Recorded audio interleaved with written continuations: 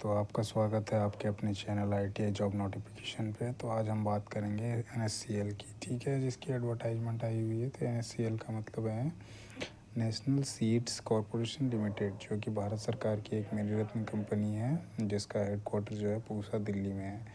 तो हम बात करेंगे जो ITI के लिए आ रखी है उसके बारे। तो इसमें सीटें कितनी हैं, क्या एलिजिबल क्राइटेरिया है, उसके बारे में हम बात करेंगे। तो हम सीधा आते हैं, जैसे इसमें सीरियल नंबर दे रखा, डिटेल ऑफ वैकेंसी टोटल कितनी है उसके हिसाब से टोटल 15 दे रखे हैं। पैटर्न ऑफ एग्जामिनेशन हो गया, ऑनलाइन एप्लीकेशन, रोल रिस्पॉन्सिबिलिटी क्या होगी, टाइप ऑफ एंगेजमेंट क्या है, एप्लीकेशन फ़ी क्या लगेगा, इंपॉर्टेंट डेट्स क्या हैं, उसके बारे में हम बात करते हैं।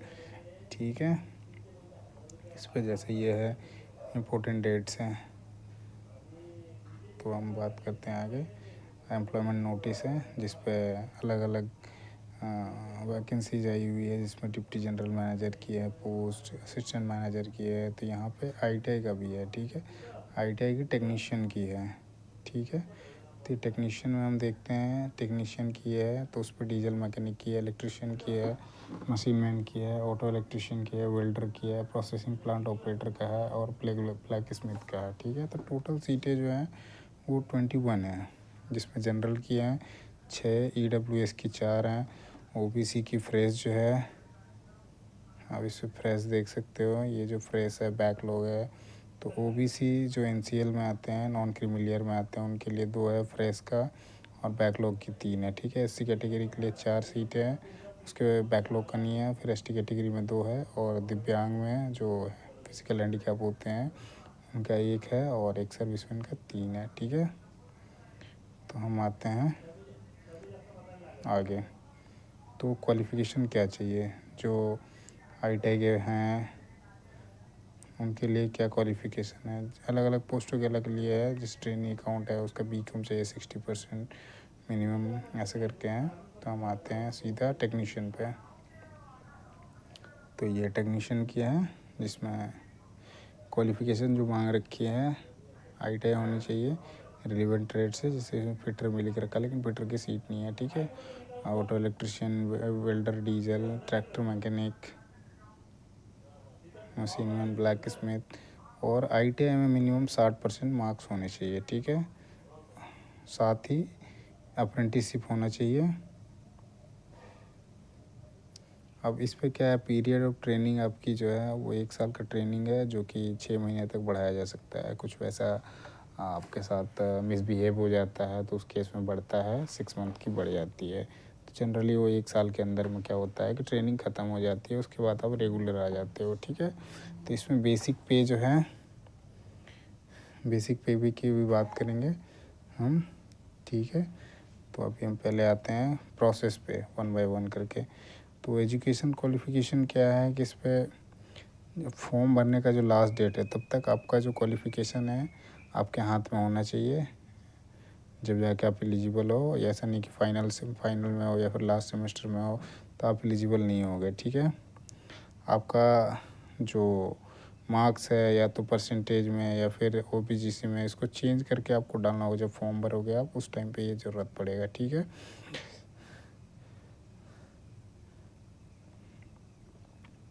ओवर क्वालिफ़िकेशन है तो उसका भी एक अलग है, इसे तो उतनी ज़रूरत नहीं है। यदि आप गवर्नमेंट एम्प्लॉय हो, कहीं पे आप सर्विस कर रहे हो, तो आपको NOC लगेगी at the time of skill test. और जैसे CBT दे दिया उसके बाद स्किल टेस्ट होगी, फाइन, उस टाइम पे आपको, जब डॉक्यूमेंट आप चेक कराने जाओगे उस टाइम पे आपको NOC लगेगी, ठीक है।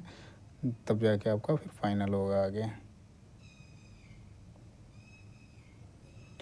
अब आते हैं जो आपका पे होगा जब आप eight the time of training, ठीक है। जो टेक्नीशियन होंगे उनके लिए है बेसिक जो है 17,000 से लेकर 60,000 तक के बीच का है। तो बेसिकली आपको ड्यूरिंग ट्रेनिंग स्टाइपेंड मिलेगा, और उस पर DA रहेगा साथ में, जो बेसिक है उसका DA रहेगा। तो टोटल जो अमाउंट मिलेगा 24,616 रुपये पर महीने मिलेगा, ठीक है। और एक्स्ट्रा आपको HRA मिलेगा। अब सिटी पे डिपेंड करता है कौन सी सिटी पे हो, X सिटी पे हो, Y सिटी पे हो या Z सिटी पे हो। तो X सिटी पे जैसे मेट्रो सिटी जाते हैं, Y सिटीज़ में नॉर्मल जो कैपिटल्स हैं और दूसरे स्टेट्स के वो आते हैं। और जो जेड कैटेगरी में आते हैं छोटे छोटे शहर, जैसे छोटे कस्बे हो गए हैं या छोटे शहर जो बिल्कुल बड़े बड़े या राजधानी से सटा हुआ हो, इस तरह के हैं। जैसे आप मान के चलो लखनऊ जैसे चले जाओ, लखनऊ के आसपास कोई होगा, उन्नाव होगा, तो वहाँ पे आपको फिर वो 9% पे चला जाएगा। ठीक है, वहाँ आगे आते हैं। फिर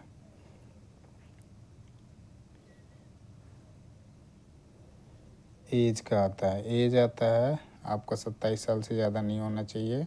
27 साल से ज़्यादा जिनके हैं वो कौन कौन एलिजिबल हैं, जनरल कैटेगरी के 27 साल है। ठीक है, 27 से ज़्यादा जो ST/SC कैटेगरी का है उसको 5 साल का छूट मिलेगा, और जो OBC कैटेगरी के हैं उनको 3 साल का, और जो PWD कैटेगरी है जो हैंडीकेप में आते हैं उनको 10 साल का है, और जो एक सर्विसमैन है जो अभी अभी रिटायर करे हैं, जिस दिन से रिटायर करा है उस दिन से उसको 5 साल। ठीक है, आगे हम बढ़ते हैं।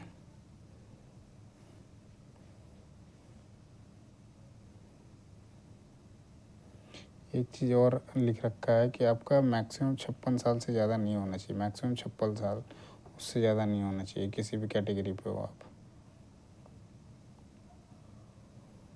आगे जैसे है यहाँ पे फेजेज ऑफ एग्ज़ाम जो हैं वो जो ट्रेनिंग ITI के लिए होंगे उनके 3 होंगे, 3 स्टेज में हैं। ठीक है, पहला हो जाएगा आपका CBT होगा, दूसरा में क्या है स्किल टेस्ट होगा, और तीसरा में DB होगा। ठीक है,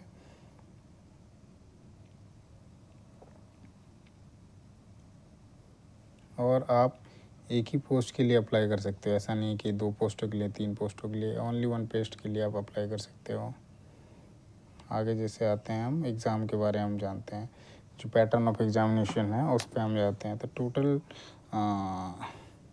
एग्ज़ाम का जो पैटर्न है, पहला स्टेज में आते हैं वो CBT होगा, जिसमें से टोटल जो क्वेश्चन होंगे 90 क्वेश्चन होंगे। टाइम आपका होगा टोटल आपके क्वेश्चन 100 होंगे, और टाइम जो होगा आपका 90 मिनट का है। ठीक है, उससे पार्ट A और पार्ट B वो इसमें पार्ट 1 पार्ट 2 लिख रखा है। तो 70 क्वेश्चन जो होंगे आपके टेक्निकल होंगे, और 30 क्वेश्चन आपके नॉन टेक्निकल होंगे। नॉन टेक्निकल में आपका मैथ होगा, रीजनिंग होगा, करंट होगा, जनरल नॉलेज होगा, कंप्यूटर से रिलेटेड होगा, और इंग्लिश होगा। ठीक है, अब इस पर आप यदि हर एक क्वेश्चन सही करते हो तो 1 नंबर, और आप यदि गलत क्वेश्चन करते हो तो 0.25 की कटअप होगी। मैक्सिमम मार्क्स जो है वो 100 है, और मिनिमम क्वालिफाइंग मार्क्स जो है वो 35 है आउट ऑफ 100। ठीक है,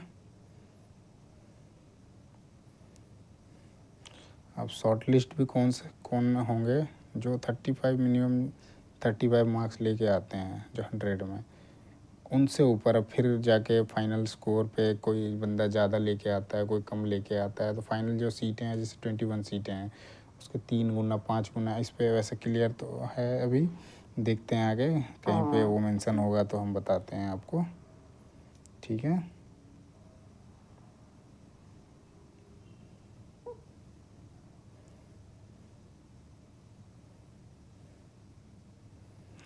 अब जैसे इस पे मोड ऑफ एप्लीकेशन है, ऑनलाइन है। ठीक है, अब www.indiaseats.com पे जाके अप्लाई कर सकते हो। चूँकि मैं इसका लिंक डाल दूँगा तो आप डायरेक्ट उसके एप्लीकेशन ये साइट पे जाके आप कर सकते हो। ठीक है, हम आगे आते हैं।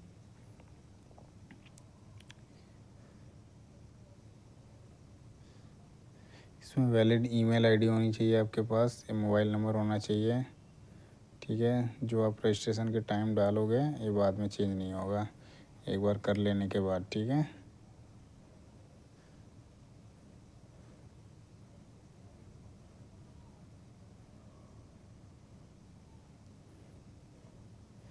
तो इसकी फ़ी जो है, फ़ी आपका है 500 का,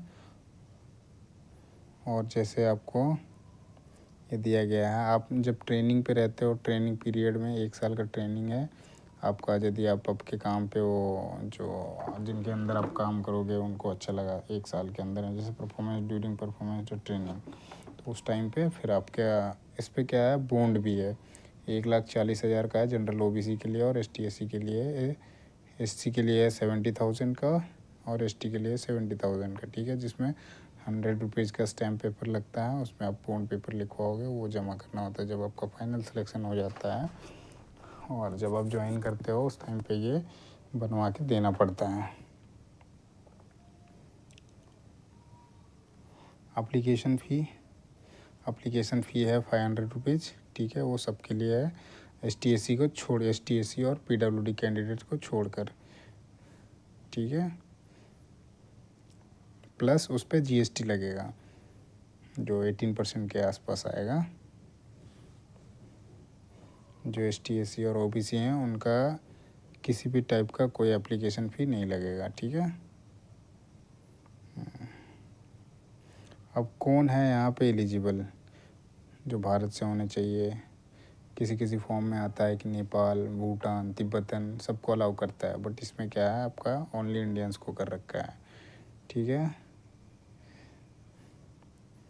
तो हम यहाँ पे मेन चीज़ें देख रहे हैं जो रिक्वायरमेंट है, जिससे हम आसानी से फॉर्म को भर सकते हैं। फिर उसके बाद जो पेपर हमें रिक्वायरमेंट पड़ेंगे उसके बारे में हम आसान देख रहे हैं, ठीक है। अब जब आपका कंप्लीट हो जाएगा, मान लिया जब आप सिलेक्टेड हो जाते हो, उस टाइम पे आपको क्या क्या चीज़ें लेके जानी पड़ेगी जब वेरिफिकेशन के लिए डीवी और स्किल टेस्ट के लिए जाओगे। स्किल टेस्ट के टाइम पे ही आपका डीवी भी हो जाएगा, फिर फाइनली बाद में वो मेल करवाते हैं, फिर दोबारा तो बुलाते नहीं हैं आपको। फिर उस टाइम पे सारा डॉक्यूमेंट चेक हो जाएगा, तो उस पर सेल्फ अटेस्टेड सारा करवाना होता है गेजेटेड ऑफिसर से, ठीक है। तो उस पर क्या क्या रहेगा आपको, जो ITI वाले हैं उनके लिए मैं बता रहा हूँ। आपका बर्थ सर्टिफिकेट के लिए 10th क्लास की मार्कशीट लगेगी। यदि आप 12th का इस यहाँ पे मेंशन करते हो तो 12th का भी लगेगा, ठीक है। उसके बाद यदि आपके पास मेंशन करते हो मेरे पास CCC है, CCC के बारे भी आपको देना पड़ेगा। फिर तो इतना ज़रूरी नहीं है, आप यदि गवर्नमेंट एम्प्लॉय हो तो आपको NOC लगेगी।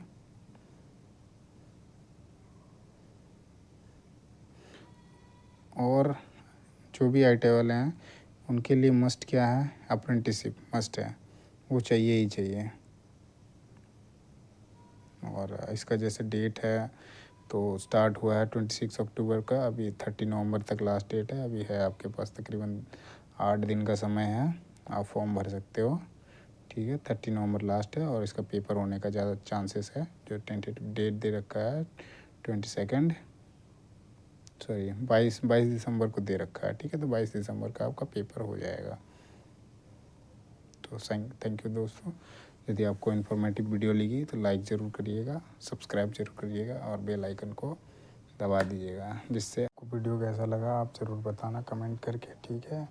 उसके हिसाब से आप यदि इस पर सेटिस्फाइड होते हो तो मैं ITI के जो सिलेबस हैं उस सिलेबस को भी आपको बता सकता हूँ। जो थ्योरी हो गया, वर्कशॉप कैलकुलेशन हो गया, साइंस हो गया, फिर ड्राइंग्स के सवाल जो बनते हैं वो सवाल के हिसाब से जैसा आप कमेंट करोगे, आपको यदि सेटिस्फाइड होते हो इस चीज़ से कि मैं सही बता पा रहा हूँ आपको, तो मैं उस चीज़ में फिर आपको थ्योरी की क्लास और वर्कशॉप कैलकुलेशन की और आपका ड्राइंग्स के जो होते हैं सवाल जो बनते हैं इम्पोर्टेंट क्वेश्चन, उसके बारे फिर मैं बाय डिटेल्स में उसके बारे फिर वीडियो बना के अपलोड करूँगा। जैसा हो दोस्तों आप ज़रूर बताना, ठीक है। उसके हिसाब से मैं आपको गाइड भी कर सकता हूँ और वो जो इम्पोर्टेंट क्वेश्चन है उसके बारे मैं आप लोगों के साथ शेयर कर सकता हूँ। तो धन्यवाद। और आगे भी इस तरह के वीडियो चाहिए होंगे तो आप ज़रूर कमेंट करके लिखिएगा और फीडबैक ज़रूर दीजिएगा कि किस तरह का वीडियो बना है। उसके हिसाब से फिर मैं बताऊँगा आपको। आगे कुछ भी ऐसा आता है, कोई भी नोटिफिकेशन आती है तो मैं उसके बारे डिटेल डाल के उसके बारे पूरा एक्सप्लेन करूँगा, क्या क्या रिक्वायरमेंट है, क्या ज़रूरतें हैं और हमें क्या क्या चीज़ें करने की ज़रूरत है, कैसे पढ़ना है, उसके बारे भी मैं आपको गाइड कर सकता हूँ। ओके, तो आज के लिए इतना ही करते हैं, ठीक है दोस्तों, धन्यवाद।